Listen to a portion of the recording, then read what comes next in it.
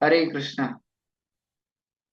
तो प्रभुपाद जी ने पूरा जो हमारे चर्चा का विषय में है तात्पर्य में अलग अलग उदाहरणों के माध्यम से समझाया है। और मुख्य विषय ये है, कौन है वो व्यक्ति या वो जीव जो भगवान को समझ सकता है। कौन समझ सकता है और कैसे, इस विषय पे चर्चा की जा रही है तात्पर्य में। तो जैसे एग्जांपल ले रहे हैं सूर्य का, है ना। अगर सूर्य बादलों से ढका है ना, तो आप सूर्य को नहीं देख सकते। या फिर सूर्य अस्त हो गया है और आप सूर्य को देखना चाहें तो नहीं देख सकते। जब वो स्वयं अपने समय पे आएगा सुबह, तब आपको दिखेगा। सूर्य भी दिखेगा आपको, संसार भी दिखेगा, और आप अपने आप को भी देख सकेंगे। ऐसा प्रभुपाद जी तात्पर्य में लिखते हैं, है ना। तो उसी तरह भगवान को हम कैसे समझ सकते हैं, ये यहाँ पे प्रभुपाद जी लिखते हैं। कैसे बहुत से अलग अलग लोग हैं, फिलोसफर्स हैं, जो अपने अपने बुद्धि के प्रयोग से भगवान को समझने का प्रयास कर रहे हैं। हाँ, मेंटल स्पेकुलेटर। और कुछ अलग अलग ऐसे हमारे फिलोसफर्स हैं, राइट, जो भगवान को जानने का प्रयास कर रहे हैं। लेकिन प्रभुपाद बोलते हैं कि हम क्या ही जान सकते हैं, समझ सकते हैं। जो मनोधर्मी होते हैं, मनोधर्मी चिंतक, और जो दार्शनिकवाद होते हैं, फिलोसफर्स, भगवान को अपने प्रयास से नहीं समझ सकते। और दूसरा रीजन ये है क्योंकि हमारी इंद्रियां, हमारी कैपेसिटी लिमिटेड है। तो हम उससे कैसे हम चीजों को समझ सकते हैं। भगवान जो कि पर ब्रह्म है, हाँ, अनलिमिटेड, हम उसको अपने लिमिटेड इंद्रियों से कैसे समझ सकते हैं। जैसे प्रभुपाद जी एक एग्जाम्पल समझा रहे हैं कि एक मेढक है जो एक कुएं में रहता है। हाँ, कुएं का साइज, आप सबने कुआं देखा होगा, उसका साइज देखा होगा। वो उस कुएं में रहता है। और उसका एक मित्र है जो कि अटलांटिक ओशियन में रहता है। और एक बार ये दोनों मिलते हैं। तो जो मित्र था जो अटलांटिक ओशियन से आया है, इस कुएं वाले मित्र को बोलता है कि मैं इतने बड़े सागर समुद्र में रहता हूँ। तो कुएं में रहने वाला मेढक सोच रहा है, अरे इतना ही बड़ा होगा, चलो मेरा आ साई ले लेते हैं। क्या साई ले लें, 5 फुट या 10 फुट का कुआं है फॉर एग्जाम्पल, उसकी चौड़ाई है। तो ज्यादा ज्यादा उसका कितना होगा, उसका और 4-5 गुना बड़ा होगा। मतलब जितना मेरा है, अगर मेरा इस साइज का है, तो अटलांटिक क्वेश्चन इस साइज का होगा। इतना ही सोच सकता है कुएं में रहने वाला मेढक, राइट ना। उसको कहाँ पता कि सागर है, इसका दिखता ही नहीं लेंथ विड्थ कितनी है, अनंत है। क्योंकि वो उस पर्टिकुलर जगह पे था, तो उसके थिंकिंग माइंड सेट भी ऐसा लिमिटेड हो गया। तो वो नहीं कभी कैलकुलेट कर सकता कि अटलांटिक सागर कितना बड़ा हो सकता, आप कितना भी समझा, है ना। इसी तरह हम भी, या जो सामान्य जन है, जो भी हमारे तथाकथित मनोधर्मी हैं, वो भी अपने इन्हीं अपूर्ण इंद्रियों से भगवान को समझने का प्रयास कर रहे हैं, लेकिन नहीं समझा जा सकता। इवन भले कोई भी कितना ही बड़ा विद्वान क्यों ना हो, प्रोफेसर हो, कोई विद्वान है, लेकिन वो अपनी इन सीमित इंद्रियों से, लिमिटेड इम्परफेक्ट सेंसेस से कभी भगवान की कल्पना नहीं कर सकता, ना ही भगवान को जान सकता है। क्या, कि भगवान ही समस्त कारणों के कारण हैं। तो अब प्रश्न आता है, भगवान को जान कौन सकता है। अगेन, हाँ, प्रहलाद महाराज एक जगह कहते हैं श्रीमद् भागवतम में, 7.7 canto 9 chapter and text number 10 में। हाँ, मैं आपको पढ़ता हूँ इंग्लिश से, कि किसी व्यक्ति के पास बहुत सारा धन धन है ना।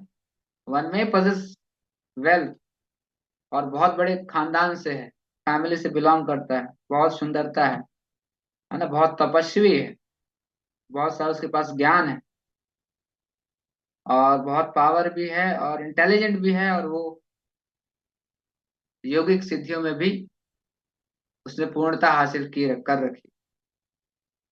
फिर भी इतने क्वालिफिकेशन होने के बाद भी वो भगवान को नहीं जान सकता, भगवान को सेटिस्फाई नहीं कर सकता। यहाँ तक तो कहने का अर्थ ये है क्या, कि हम किसी भी भौतिक प्रयास से भगवान को नहीं समझ सकते।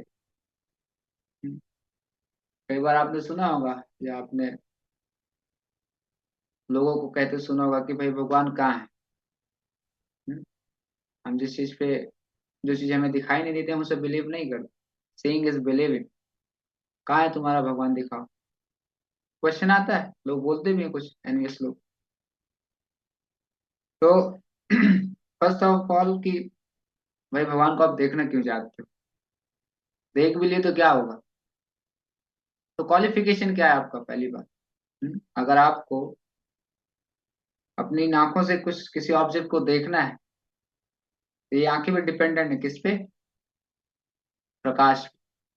अगर उस पर्टिकुलर ऑब्जेक्ट पे प्रकाश नहीं पड़ रहा होगा तो आप नहीं देख पाएंगे। फॉर एग्जाम्पल, मैं जिस रूम में बैठा हूँ, अगर यहाँ की लाइट बंद कर दी जाए तो आप मुझे भी नहीं देख सकते। हालांकि बाहर हर तरफ अंधेर उजाला है, लेकिन जिस पर्टिकुलर ऑब्जेक्ट को आप देखना चाहते हैं वहां पे अंधेरा है। तो इन आंखों को देखने के लिए भी हमें किसी का सहारा चाहिए, किसका, सनलाइट या कोई भी लाइट। तो हम कैसे इन आंखों से भगवान को देख सकते। तो हमारी इंद्रियां अपूर्ण है ना, इस वजह से हम भगवान को नहीं देख सकते। जैसे आप देखें आप किसी बड़े आदमी से मिलने जाएं, फॉर एग्जाम्पल नरेंद्र मोदी से, है ना। चलिए नरेंद्र मोदी नहीं, बहुत दूर की बात हो गई, दिल्ली दूर है, हम मुंबई में ही बात कर लेते हैं। जो हमारे चीफ मिनिस्टर हैं, शिंदे जी, आप उनसे मिलना चाहते हैं, आपकी इच्छा है मिलने की।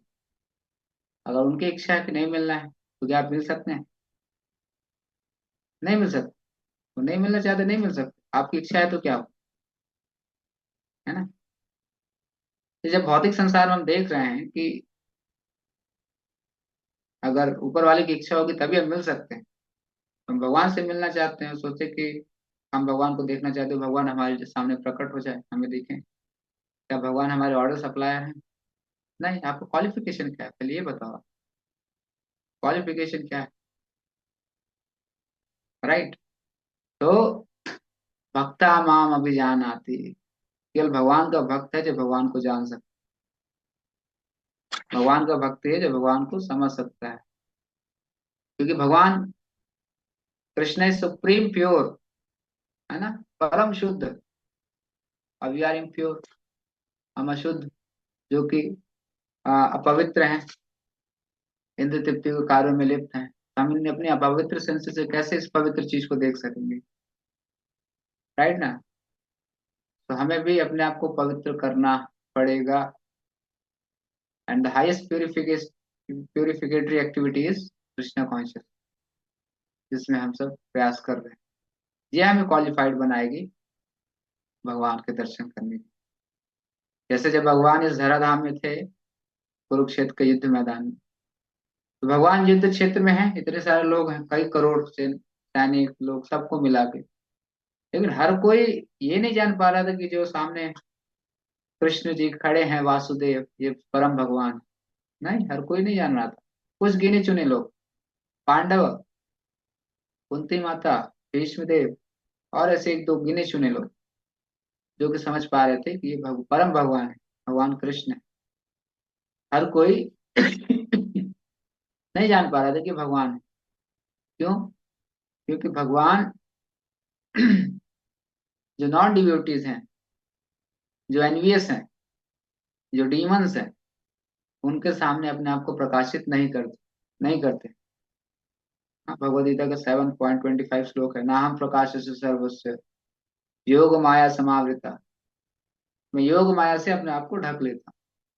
और ऐसे अधम और अभक्तों के सामने मैं अपने आप को प्रकाशित नहीं करता।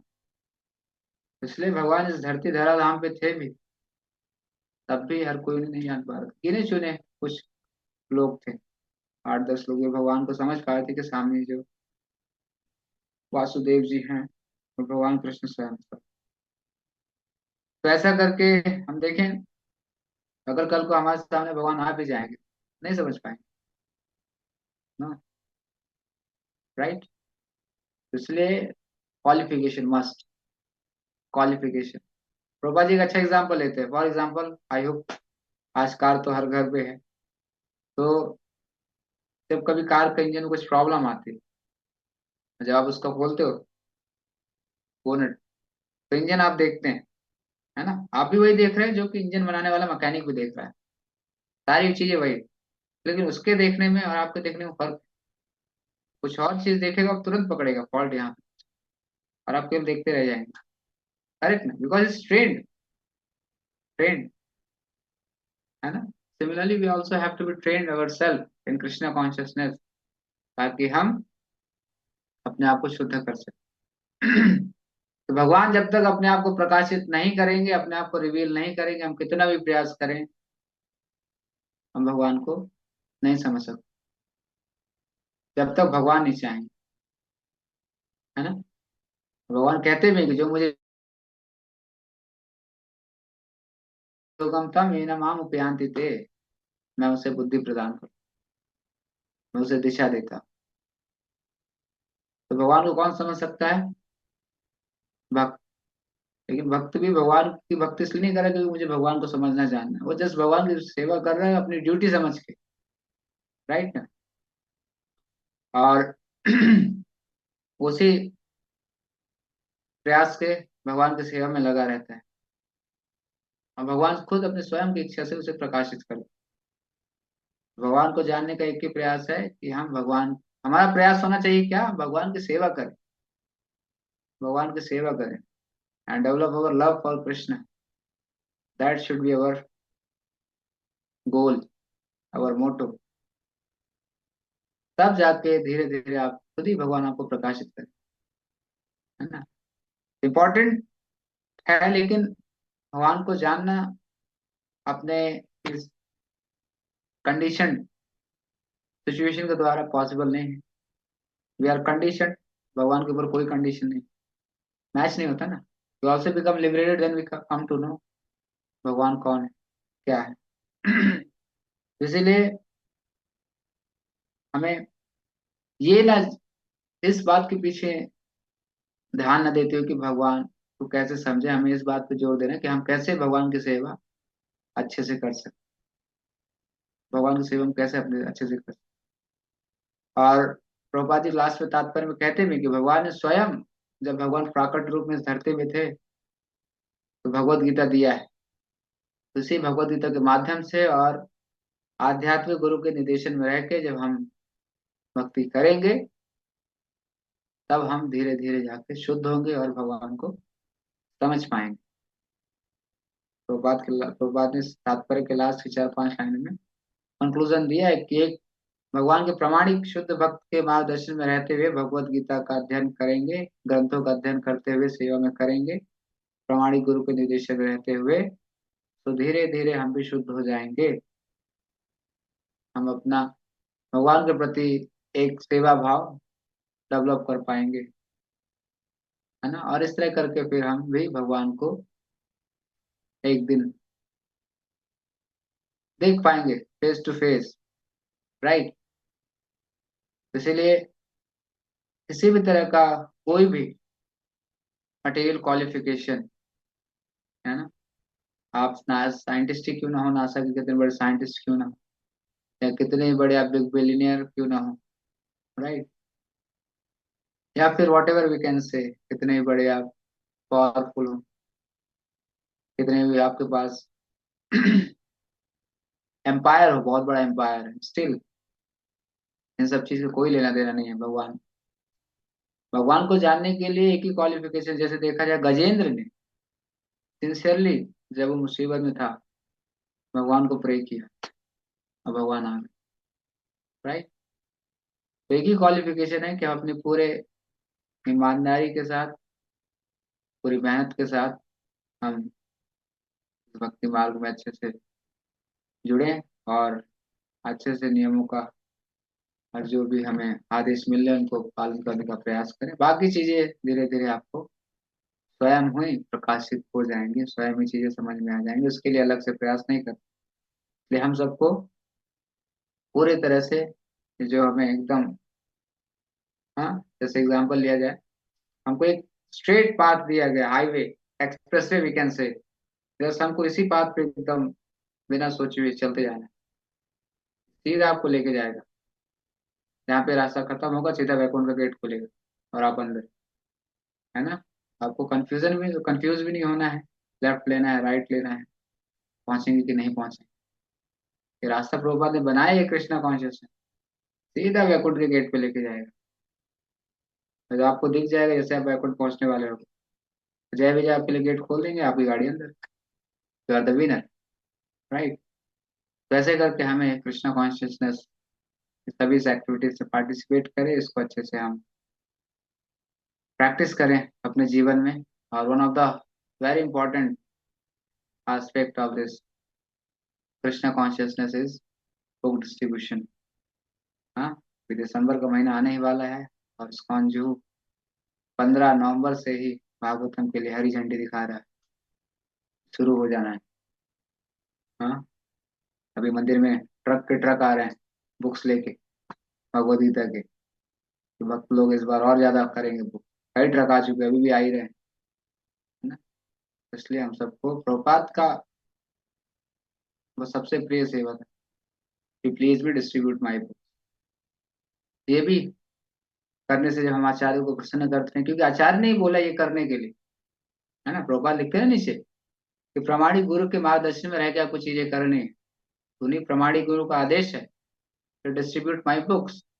तो बस गुरु ने आदेश दे दिया, अब हमको लेके जाना है, तो उसमें सोचने वाली कोई बात ही नहीं, है ना।